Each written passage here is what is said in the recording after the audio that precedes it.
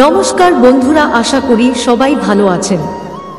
একলা মানুষ মোটিভেশন চ্যানেলে আরও একটি নতুন ভিডিওতে আবারও একবার স্বাগত জানাই। ভিডিওটি দেখে যদি আপনার ভালো লাগে তাহলে অবশ্যই লাইক, শেয়ার ও কমেন্ট করবেন। আরও এমন ভিডিও দেখতে সাবস্ক্রাইব করতে ভুলবেন না। বন্ধুরা, আজকের গল্পটি খুবই গুরুত্বপূর্ণ এবং খুবই সুন্দর একটি গল্প। এই গল্পটির মাধ্যমে আমরা জানতে চলেছি ভক্তের ডাকে ভগবান কখন এবং কেন কাঁদে। সত্যি কি ভগবান ভক্তের ডাকে কাঁদে? চলুন গল্পটি শুরু করা যাক। একটি গ্রামের একেবারে শেষ প্রান্তে 7 বছরের সনাতন তার মায়ের সাথে বাস করত। যেহেতু তারা জাতে মুচি, তাই গ্রামের গণ্যমান্য ব্যক্তিরা, গ্রামবাসীরা তাঁদেরকে গ্রামের একেবারে শেষ প্রান্তে কোনো প্রকারে থাকতে দিয়েছিল। তারা যাতে মুচি হলেও তারা ভিক্ষা করে খায়। এভাবেই তাদের অভাবের সংসারে কোনোভাবে তাদের দিন চলে যায়। সনাতন ছোটবেলা থেকেই মাটির কৃষ্ণ পুতুল বানিয়ে বনের ফুল দিয়ে কৃষ্ণের পূজা করত।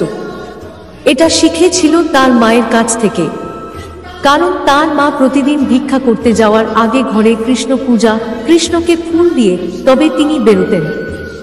মা ভিক্ষে করতে বেরোলে সনাতন একা একা কি করবে? কারণ তাকে স্কুলে ভর্তি নেয়নি, তার কোনো খেলার সঙ্গী নেই, কারণ সে জাতে মুচি। তাই কেউ তার সঙ্গে খেলা করে না, তাকে কেউ খেলতেও নেয় না। এমনকি গ্রামের কেউ তাদের ছায়া পর্যন্ত মারায় না। তাই সারাদিন সে কৃষ্ণনাম ও কৃষ্ণের পূজা করে সময় কাটায়। সনাতন কৃষ্ণকে বনমালী বলে ডাকত। এই নামটা তার মায়ের কাছে শোনা।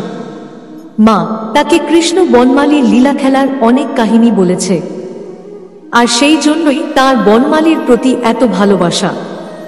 সে কৃষ্ণের সঙ্গে একা কথা বলতো। মা যখন ভিক্ষা করতে বেরিয়ে যেত, তার জন্য খাবার রেখে যেত ঘরে। যে খাবার রেখে যেত সে প্রথমে তার বনমালীকে দিয়ে তারপরে সে নিজে খেত। এমন ও দিন যেত যেদিন মা সনাতনের জন্য ঘরে কিছুই রেখে যেতে পারত না। সনাতন তার বনমালীকে এতটাই ভালোবাসত যে দিন ঘরে কিছু না থাকতো তার মন ভীষণ খারাপ হয়ে যেত, কারণ সে নিজে সারাদিন কিছু না খেয়ে কাটিয়ে দিতে পারবে, কিন্তু তার বনমালীকে কি খেতে দেবে সেটা নিয়ে ভেবে সে ভীষণ কষ্ট পেত। কারণ তার বনমালী যে খিদে একদম সহ্য করতে পারে না। ছোট্ট সনাতন তার স্নেহ ভালোবাসার অনুভূতি দিয়ে বুঝতে পারত যে বনমালী খিদে একদম সহ্য করতে পারত না। তাই সে যেদিন কিছুই খাবার থাকতো না, সেদিন তার মনের সরলতায় ভরা মাটি দিয়ে মিষ্টি সন্দেশ তৈরি করে তার বনমালীকে নিজের হাতে খাওয়াতো, আর সে নিজেও খেত। এমন স্নেহ ভালোবাসা ভরা কোনো ভক্ত যদি তার ভগবানকে, তার ইষ্টদেবতাকে যদি মাটিও খেতে দেয়, তবে সেই মাটি আর মাটি থাকে না। সেই মাটির সন্দেশ অমৃতে পরিণত হয়। আর তাই সনাতনের সেই মাটির সন্দেশ ভগবানের কাছে আসল সন্দেশই পরিণত হয়ে যেত। আর সেই সন্দেশ ভগবান মনের আনন্দে গ্রহণ করতেন। এ কথাটা সনাতনের মা জানতেন না। একদিন সনাতনের মা সামান্য কিছু ভিক্ষা করে তাড়াতাড়ি ঘরে ফিরে আসে, কারণ তার মনে ছিল যে আজ সনাতনের জন্য কিছুই রেখে আসতে পারেনি সে। তার ছোট্ট সনাতন কিছুই খায়নি।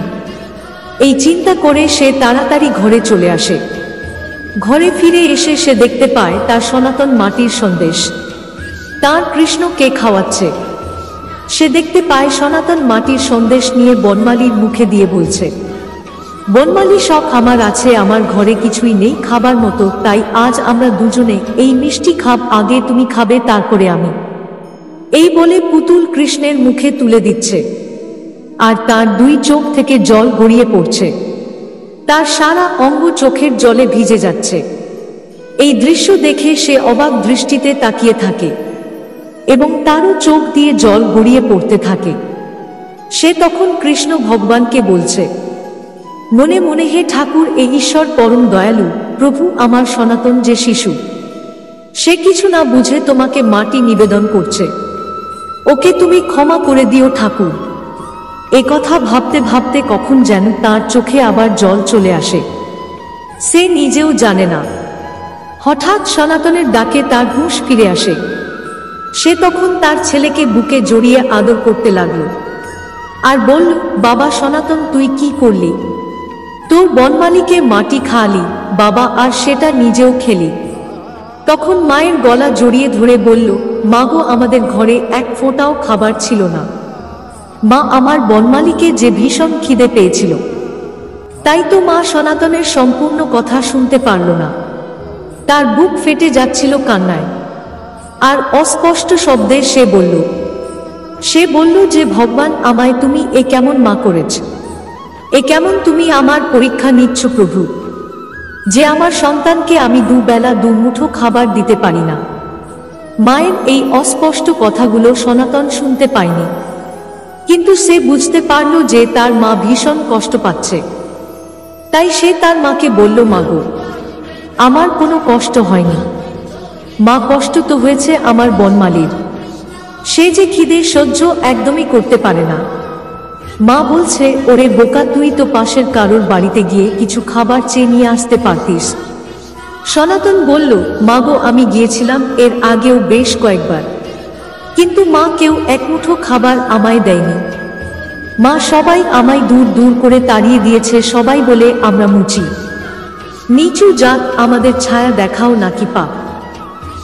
সনাতন বলল, মা গো, সত্যি কি আমরা নিচু জাতের? মা ছেলের প্রশ্নের উত্তর দিতে পারল না, কারণ সে জানে সবাই তাদের নিচু জাতের বলে গ্রামের এক পাশে তাদের থাকতে দিয়েছে। কিন্তু সনাতনের মনের মধ্যে এই জাতপাতের প্রভাব পড়ুক, ছায়া লাগুক, সেটা কোনোদিনই চায়নি। তাই সে বলল, না বাবা, আমরা কেউ উঁচু বা নিচু জাতের নেই, সবাই আমরা সমান, আমরা সবাই মানুষ। তুমি ছোট তো, তাই তোমায় কেউ কিছু দেয়নি। এমনি ভাবে মা সনাতনকে বোঝাল। সনাতনের একটাই আবদার ছিল তার মায়ের কাছে, রাতে সে তার মায়ের কোলে মাথা রেখে ঘুমাবেন, আর মাতাকে কৃষ্ণ বনমালীর লীলা খেলার অনেক কথা শোনাবে, এবং সেটা শুনতে শুনতে ঘুমিয়ে পড়বে। তাই তার মা প্রতি রাতে সনাতনের মাথায় হাত বোলাতে বোলাতে কৃষ্ণ ভগবানের লীলা খেলার কথা শোনাতেন, এবং শুনতে শুনতে সে ঘুমিয়ে পড়ত। কখনো কৃষ্ণ সুদামার কথা, কখনো বাল্যকালে কৃষ্ণের ননি চুরির গল্প, কখনো ভক্তের প্রতি ভগবানের প্রেমের কথা, আর কখনো গীতার উপদেশের কথা। সকাল হতেই মা ঘরের সমস্ত কাজ সেরে চলে যেত ভিক্ষা করতে, আর সনাতন সারাদিন তার কৃষ্ণ বনমালীর সঙ্গে নানাভাবে খেলাধুলা করে গল্প করে সময় কাটাত। এভাবেই চলত তাদের ছোট্ট সংসার। সারাদিন ভিক্ষা করে মা জানিয়ে আসত, তাতে সনাতন, মা আর বনমালীর কোনো ক্রমে চলে যেত তাদের সংসারে। আবার কখনো কখনো একবেলা খেয়েও থাকতে হতো। তাদের সংসারে এত অভাব অনটন থাকলেও ভগবানের প্রতি শ্রদ্ধা, ভক্তি, বিশ্বাস ও প্রেমের এতটুকু অভাব ছিল না। দিন যত যায় এই ভক্তি, শ্রদ্ধা, বিশ্বাস আরো বাড়তে থাকে তাদের। এভাবে চলতে চলতে হঠাৎ সনাতনের মায়ের শরীর খারাপ হয়, তাই সেদিন ভিক্ষা করতে যেতে পারেনি। এদিকে ঘরে খাবার নেই, তাই সনাতন মাকে বলল সে আজ নিজেই ভিক্ষা করতে যাবে, কিন্তু মা তাকে যেতে দিল না। বলল, আমার শরীর কাল ঠিক হয়ে যাবে বাবা, তুই একদম চিন্তা করিস না, তোকে আর যেতে হবে না। আজ না হয় আমরা জল বাতাসা খেয়ে কাটিয়ে দেব। তখন সনাতন বলল, বেশ মা, তাই হবে। তাই তারা তিনজনে জল বাতাসা খেয়ে কাটিয়ে দিল। কিন্তু যত সময় গড়াতে লাগলো ততই মায়ের শরীরটা খারাপ হতে লাগলো। পরের দিন সকালে সনাতনের মা বিছানা থেকে উঠতে পারছিল না, তাই সে আজ তার মায়ের কোনো কথাই শুনবে না। সে আজ নিজের ভিক্ষা করতে যাবে, এমনই ভাবনা চিন্তা করে মায়ের কাছে কথাটা বলল। মা আর তাকে মানা করতে পারল না, কারণ সে বুঝতে পারছিল যে তার বিছানা থেকে ওঠার মতো অবস্থা নেই। তাই সনাতন বনমালীকে মায়ের মাথার কাছে রেখে বলল, সখা, তুমি আমার মায়ের কাছে থাকো, আমার মাকে দেখো, আমি ভিক্ষা করতে বেরোচ্ছি, আর ফেরার পরে কবিরাজকে নিয়ে আসব। ছোট্ট শিশু সনাতন তার কাঁধে তুলে নীল ভিক্ষার ঝুলি, মায়ের চরণ ছুঁয়ে আশীর্বাদ নিয়ে, বনমালীর ভালোবাসা বুকে নিয়ে চল এক মুঠো ভিক্ষার খোঁজে। মুখে মধুর কৃষ্ণ নাম, হরে কৃষ্ণ কৃষ্ণ হরে কৃষ্ণ কৃষ্ণ কৃষ্ণ হরে হরে হরে রাম হরে রাম। রাম রাম হরে হরে। সনাতনকে এই অবস্থা দেখে মায়ের নয়নে অশ্রু গড়িয়ে পড়তে থাকে। এদিকে এই সব দেখে বৈকুণ্ঠে মাতা লক্ষ্মী আর স্থির থাকতে পারলেন না। ভগবানকে বললেন, প্রভু আর কত পরীক্ষা নেবেন ছোট্ট এই সনাতনের? কত ছোট শিশু যার পেটে খাবার পর্যন্ত নেই, তবু তোমার প্রতি এতটুকু ভক্তি শ্রদ্ধা আর বিশ্বাস কমেনি। আমি যে ওর কষ্ট আর সহ্য করতে পারছি না, প্রভু কিছু একটা করুন। ভগবান শ্রীকৃষ্ণ মাতা লক্ষ্মীকে বললেন, আজই সনাতনের শেষ পরীক্ষা, তুমি আর চিন্তা করো না। এদিকে সনাতন চলেছে কৃষ্ণ নাম করতে করতে, আর ভাবছে তার বনমালী না খেয়ে আছি তার জন্য, তাকে খাবার নিয়ে যেতে হবে। সেইভাবে সে নিজে উপোস করে থাকতে পারে, কিন্তু তার বনমালী ও মাকে উপোস করে রাখতে পারে না। কিন্তু সারাদিন ঘুরে ঘুরে কৃষ্ণ নাম করে তার কোনোভাবে এক মুষ্টি ভিক্ষা জুটল না। দিনের আলো ক্রমশ কমে আসতে শুরু করেছে। সূর্যদেবও একটু একটু করে পশ্চিম দিকে অস্ত যেতে শুরু করেছে। একটু একটু করে অন্ধকার হতে শুরু করেছে। কিন্তু ছোট সনাতনের ঝুলিতে একটাও খাবারের দানা পর্যন্ত পড়েনি, নিজের পেটেও একটা দানা পর্যন্ত পড়েনি। তাই সনাতন আর চলতে পারছিল না, তার পা আর সামনের দিকে এগোচ্ছে না। কিন্তু সে কৃষ্ণনাম অনবরত করেই চলেছে। চোখ যেন ক্রমশ বুজে আসছে ক্লান্তিতে। এখন সে কি করবে? তার কাছে যে একটু খাবার নেই, কেউ তাকে একটু খাবার দেয়নি। কি নিয়ে যাবে বাড়িতে? কি খাবে তার মা আর বনমালী? আর কোথায় পাবে সে কবিরাজ, যে কবিরাজ তার মাকে সুস্থ করে তুলবে? এই সব ভাবনা তাকে ভীষণভাবে কষ্ট দিতে লাগল। তার শরীরে আর কোনো শক্তি নাই। মনে হচ্ছে চারিদিকে গভীর অন্ধকার নেমে এসেছে। তার মনে হলো আজই তার মনে হয় শেষ দিন। কিন্তু এই শেষ দিনে কি সে আর তার বনমালীকে দেখতে পাবে না? দেখতে পাবে না তার জন্মদাত্রী মাকে? এই ভেবে কৃষ্ণনাম করছে আর ভগবানকে উদ্দেশ্য করে বলছে, হে ঠাকুর, আমায় কিছু ঠিকঠাক ব্যবস্থা করে দাও ঠাকুর, আর আমার বনমালীর কাছে আমাকে নিয়ে চলো। আমি যে আর চলতে পারছি না প্রভু, আমার বনমালী ও আমার মা অনেক কষ্ট পাচ্ছে ঠাকুর। এমন সময় সে একটু দূরে একটা আলো দেখতে পায়। সনাতন ভাবে নিশ্চয়ই ওটা কোনো বাড়ির আলো, আর ওখানে গেলে নিশ্চয়ই কিছু না কিছু ভিক্ষা পাবে। জানিয়ে গিয়ে সে মা আর বনমালী তিনজন সেবা করবে। এমনি চিন্তা করে অনেক কষ্ট করে সেই বাড়ির কাছে পৌঁছল। সেখানে পৌঁছে দেখল বিশাল বড় একটি বাড়ি, আর বাড়ির ভিতরে অনেক মানুষ, তাদের পরনে নানা রকম পোশাক, নানা অলংকার। তারা সবাই আনন্দ ফুর্তি করছে আর নানা ধরনের খাবার খাচ্ছে। সেসব খাবার কখনো সনাতন দেখেনি। এই সব দেখে সনাতন আশ্বস্ত হল আর ভাবল, বাড়ির মালিক যিনি, তিনি নিশ্চয়ই বড় দয়ালু। তা না হলে নিজের বাড়িতে এত মানুষকে ডেকে খাবার খাওয়াতো নাকি?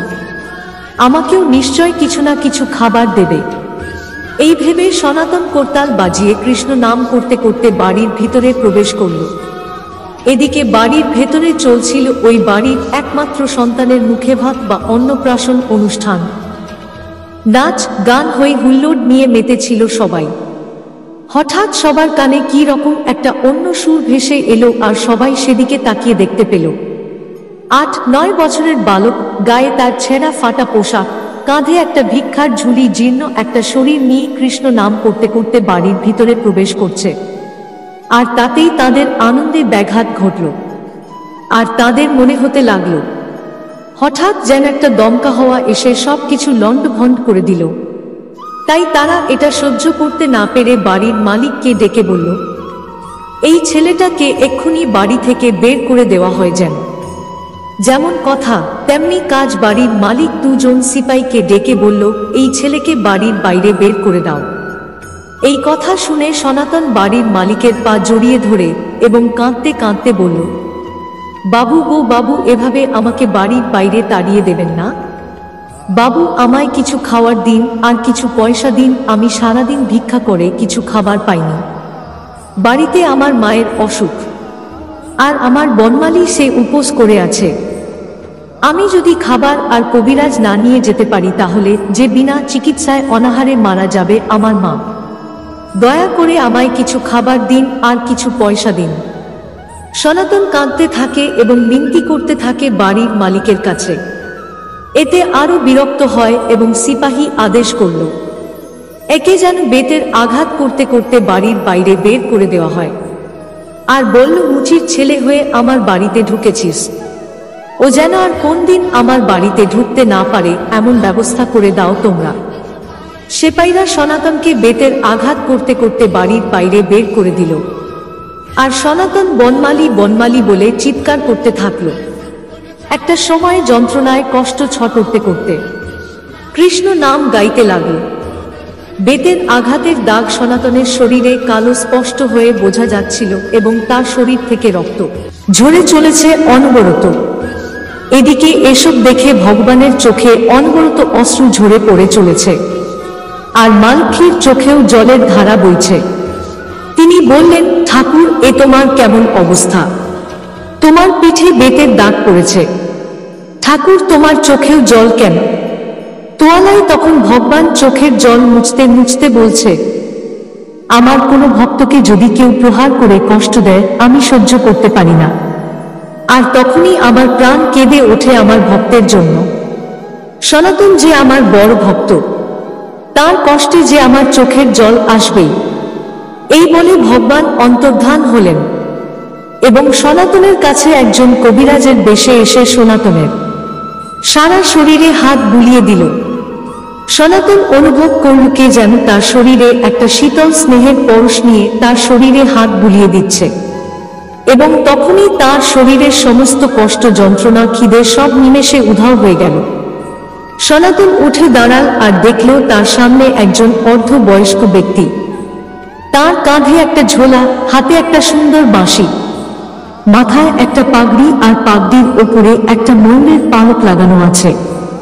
কি অপরূপ চেহারা তার! সনাতন জিজ্ঞেস করল, কে তুমি? কি নাম গো তোমার? তোমার হাতের ছোঁয়া পেয়ে আমার শরীরের সমস্ত যন্ত্রণা, কষ্ট উধাও হয়ে গেল। তুমি কি কোনো কবিরাজ নাকি গো? ভগবান বললেন, হ্যাঁ, আমি একজন কবিরাজ। সবাই আমাকে বনমালী কবিরাজ বলে ডাকে। আমাকে একজন বলল, তুমি নাকি তোমার মায়ের জন্য কবিরাজ খুঁজছো, তাই তো আমি তোমার কাছে চলে এলাম। চলো চলো, আর দেরি না করে তোমার বাড়ি চলো, দেখি তোমার মায়ের কি অসুবিধা হয়েছে। সনাতন বলল, হ্যাঁ, তাই চলো, যাই চলো। এই বলে সনাতন দু পায়ে গিয়ে আবার থমকে দাঁড়িয়ে পড়ল। বনমালী কবিরাজ বলল, কি হল, থামলে কেন? সনাতন বলল, সব তো হল কবিরাজ মশাই, কিন্তু। সনাতনের কথা শেষ না হতে হতেই কবিরাজ বললেন, ওহো, বুঝেছি, তোমার খিদে পেয়েছে, তাই তো, দাঁড়াও। এই বলে সনাতনের হাতে একটা ফল দিয়ে কবিরাজ বলল, নাও, এটা খাও, দেখি তুমি শরীরে বল পাবে। সনাতন বলল, না কবিরাজ মশাই, আমি যে আমার বনমালীকে না খাইয়ে কোনো দিন কিছু খাইনি, কিন্তু আমার কাছে কোনো খাবার নেই। কবিরাজ মশাই বলল, এই ব্যাপার কোনো চিন্তা করো না, আমার ঝুলিতে অনেক খাবার আছে, তোমার বনমালী আর তোমার মা তাদের খেতে দেবে। তখন সনাতন বলল, তাই তাহলে চলো আমার বাড়িতে যাই। এই বলে সনাতন কবিরাজ মশাইয়ের সঙ্গে নিয়ে বাড়িতে চলে আসলো। কবিরাজ মশাই তার মাকে সুস্থ করে তুলল এবং ঝুলি থেকে ফল বের করে সনাতন আর মা আর বনমালী পেট পুড়ে খেল। এত সব কিছু হয়ে যাওয়ার পর বনমালী কবিরাজ ওখান থেকে চলে গেল, আর যাবার বেলায় সনাতনকে আশীর্বাদ স্বরূপ ভোট দিয়ে গেল। বলল, সনাতন, তোমার মায়ের প্রতি ভক্তি, তোমার ইষ্টদেবতার প্রতি ভক্তি দেখে আমি খুবই সন্তুষ্ট, তাই আমি তোমাদের আশীর্বাদ করছি, আজকের পর থেকে তোমাদের আর কোনো অভাব থাকবে না। আর কখনো যদি কোনো বিপদে পড়ো তাহলে মন থেকে বনমালী বনমালী বলে ডাকবে। তুমি যেখানেই থাকো না কেন, ঠিক তোমার কাছে চলে আসো। এই বলে বনমালী কবিরাজ চলে গেলেন। চলে যাওয়ার পর মা এবং সনাতন দুজনেরই চোখ গেল। বনমালী কবিরাজের ঝোলাটি তো ফেলে গেছে। সঙ্গে সঙ্গে মা সনাতনকে বলল, তাড়াতাড়ি গিয়ে কবিরাজকে ডেকে আন, সে তো তার ঝোলাটা কে ফেলে গিয়েছে। সনাতন সঙ্গে সঙ্গে বাইরে গিয়ে খুঁজতে লাগল, কিন্তু কোথাও তাকে দেখতে পেল না। তখন মায়ের কি যেন মনে হলো, এ কি সত্যি কবিরাজ নাকি অন্য কেউ। সনাতনকে সঙ্গে সঙ্গে বলল, সনাতন ঝোলাটায় এই দিকে নিয়ে আয় তো। সনাতন ঝোলাটা সঙ্গে সঙ্গে মায়ের দিকে এগিয়ে দিল। তারপর ঝোলা খুলে যা দেখল তা দেখে স্তব্ধ হয়ে গেল দুজনে। সনাতন ও ঝোলার দিকে তাকিয়ে কি রকম যেন অবাক হয়ে গেল। তারা দুজনে দেখল ঝোলার ভিতরে ভর্তি আছে সোনার মোহর, নানা রকমের মণি, মুক্তা। এই সব দেখার পর মা ও ছেলের আর কোনো সন্দেহই থাকল না যে বনমালী কবিরাজ আসলে কৃষ্ণ ভগবান। তারা দুজনে দুজনকে জড়িয়ে ধরে মধুর কৃষ্ণ নাম করতে থাকে। হরে কৃষ্ণ, হরে কৃষ্ণ, হরে কৃষ্ণ, কৃষ্ণ কৃষ্ণ হরে হরে, হরে রাম, রাম রাম হরে হরে। তো বন্ধুরা, এই ছিল আজকে ভক্ত এবং ভগবানের গল্প। কেমন লাগলো আজকে এই গল্পটি অবশ্যই কমেন্ট করে জানাবেন, আর বন্ধুদেরকে শেয়ার করে গল্পটি দেখার সুযোগ করে দেবেন। আবার দেখা হবে পরে আরেকটি ভিডিওতে। ততক্ষণের জন্য ভালো থাকবেন, সুস্থ থাকবেন। জয় শ্রীকৃষ্ণ। ধন্যবাদ।